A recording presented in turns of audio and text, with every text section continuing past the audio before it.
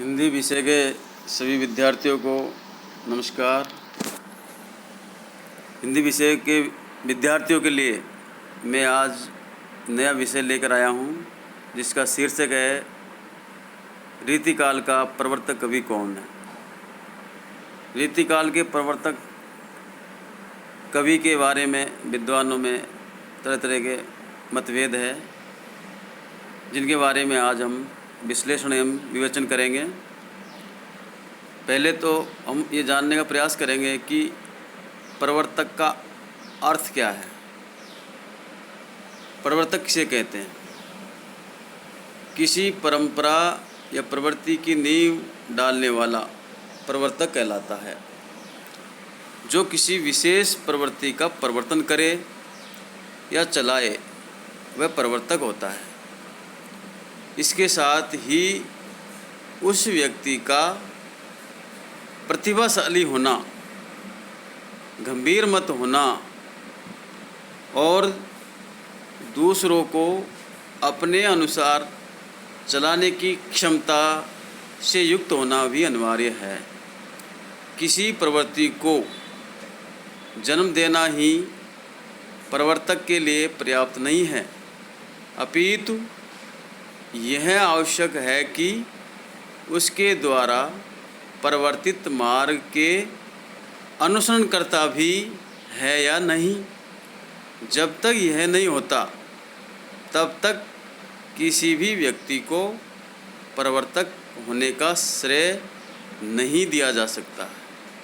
अर्थात प्रवर्तक होने के लिए इन गुणों का होना जरूरी है। आचार्य चिंतामणि त्रिपाठी, आचार्य केशव दास,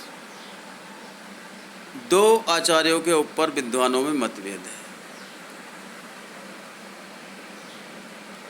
एक वर्ग तो आचार्य चिंतामणि त्रिपाठी को रीतिकाल का प्रवर्तक कवि मानते हैं, दूसरा वर्ग आचार्य केशव दास को।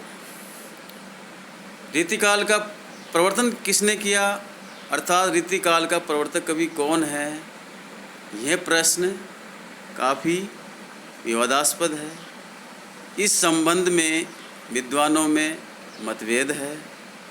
इस विषय में दो प्रकार के मत प्रचलित एवं मान्य हैं। विद्वानों का एक वर्ग रीतिकाल का प्रवर्तक आचार्य केशवदास को मानता है और दूसरा वर्ग आचार्य चिंतामणि त्रिपाठी को। पहले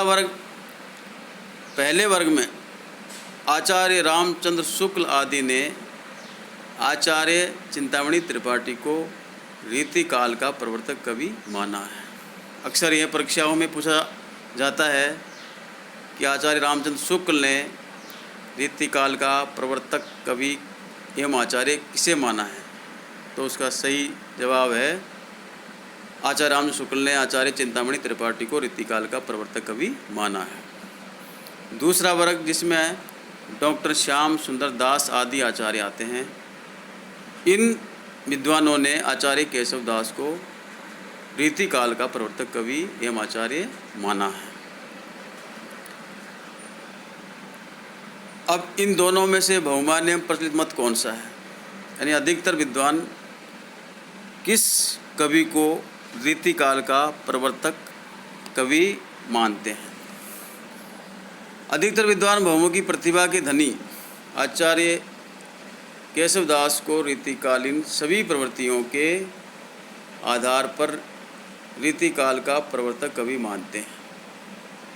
अतः रीति परंपरा को सुप्रवर्तित और पूर्णतः प्रतिष्ठित करने का श्रेय केशव को ही दिया जाता है।